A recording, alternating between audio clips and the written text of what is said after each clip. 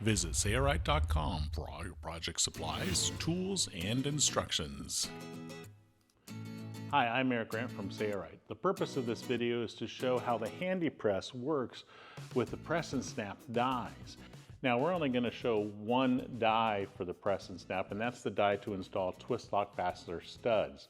However, there are a lot of press and snap dies that do a variety of tasks. They all work in a similar way and work great in the HandyPress.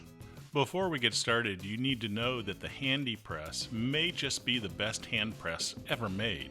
Besides the fact that it takes almost any brand die set made for any brand hand press, it has some major advantages that other hand presses don't even come close to matching. I highly recommend you watch the demo video showing the amazing features of the HandyPress. To see it, click the link in the description or in the upper right hand corner of this video. To demonstrate using the press and snap dies, we're going to be installing twist lock fastener studs. This press and snap turn lock die set has a screw at the base with a flanged washer. Remove those. Some of them do not. Locate the smaller adapter on the left side of the HandyPress. We're going to take that adapter and place it in the bottom portion of the HandyPress, and then insert the bottom die, the one where we remove the screw and the washer with flange, into that and position it the way you'd like it and lock the thumb screw. You'll need to remove the adapter for the press and snap from the keeper. To install this adapter, if the thumb screw is in place on the bottom of the shaft, remove it and place it in the keeper.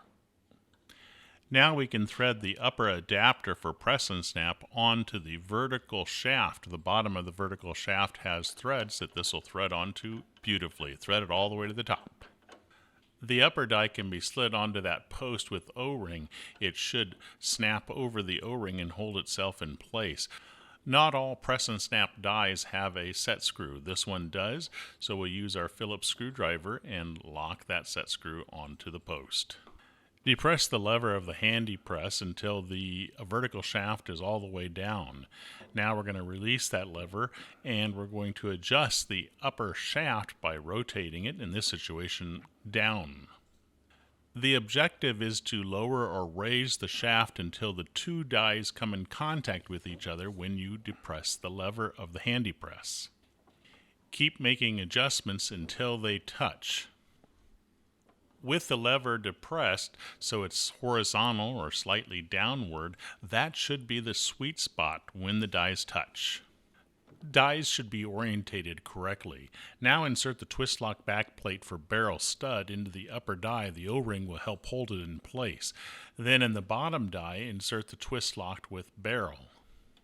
We're going to install this fastener in 3 layers of a Sattler Yachtmaster fabric. It may be necessary to adjust the upper shaft up or down depending on how the first one is installed. Depress the lever all the way down for that sweet spot feeling, and then check your fastener installation.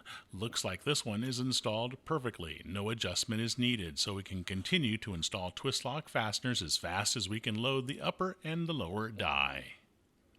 As you can see, using the HandyPress with the press and snap turn lock die set makes installation of twist lock fasteners so fast and easy compared to installing a stud with the 2 buttons. You can find a large selection of press and snap dies that do a variety of tasks that'll work great in the HandyPress. The HandyPress will also work with multiple other brands and types of dies. We hope this video has been helpful. Check out our website to find out what other types and brands of dies will work with the HandyPress.